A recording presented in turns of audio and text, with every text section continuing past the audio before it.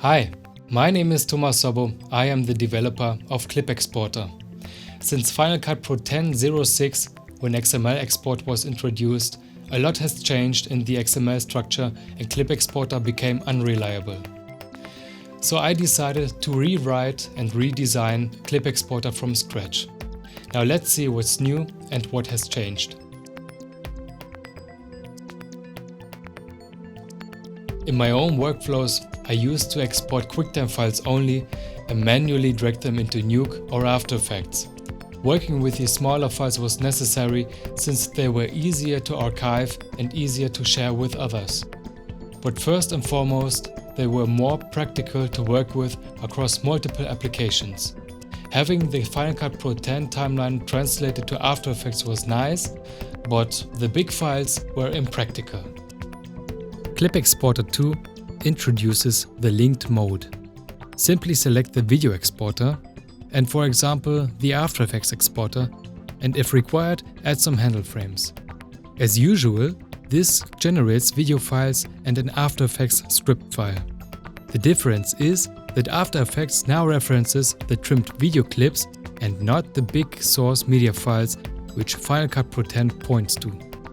Even heavily nested compound clips inside multicam clips are trimmed, flattened and placed correctly in the After Effects timeline. The only drawback is that modifications like transforms, etc. are not translated. Linked mode works with the After Effects and Nuke export. Retimed clips are now supported for video export as well. ClipExporter 2 internally unretimes the clips and recalculates its normal time values. A completely unretimed file is saved and used when exporting in linked mode. I recommend watching the Retimed clips video if you would like to know more about what to consider when exporting retimed clips. The XML from Final Cut Pro 10 provides a lot of metadata. ClipExporter 2 now adds some of that metadata to the exported files. User-added keywords and notes are spotlight searchable and viewable in QuickTime's Movie Inspector. The metadata from the source video file is copied to the trimmed file as well. Notes are translated to layer comments in After Effects. And a backdrop note in Nuke shows all information that is provided by the XML. The naming of files and folders is completely customizable. You can set up your own naming format and save it as preset for frequent usage. To create a naming preset, drag the predefined tokens into the text field or simply enter a custom text. The only restriction is that you must have a counter in your naming format to keep file names unique. An additional new feature is the auto counter, which memorizes the counter number from the last export specific to each project. This way you don't have to care about the last state of the counter if you are exporting clips from the same project at a later time.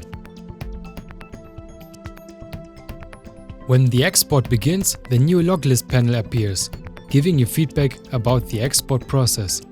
It lists each exported file with its offset timecode, duration and a lot more metadata. The list can be saved as a CSV file or copied to clipboard and pasted into Numbers or Excel. Internally, ClipExporter 2 switched from the old Qt-kit to the modern AV Foundation framework. As a result, there is no QuickTime reference movie export anymore. Besides QuickTime movies, ClipExporter 2 now supports R3D files from Red cameras using the latest R3D SDK. The After Effects standard mode export has been enhanced and now supports keyframes. I encourage you to watch the After Effects export in-depth video to get a better understanding. ClipExporter 2 gives you the option to choose to export all files to a single folder or just like the Prio version to create a folder for each clip. ClipExporter 1 will stay free and still can be downloaded from our website.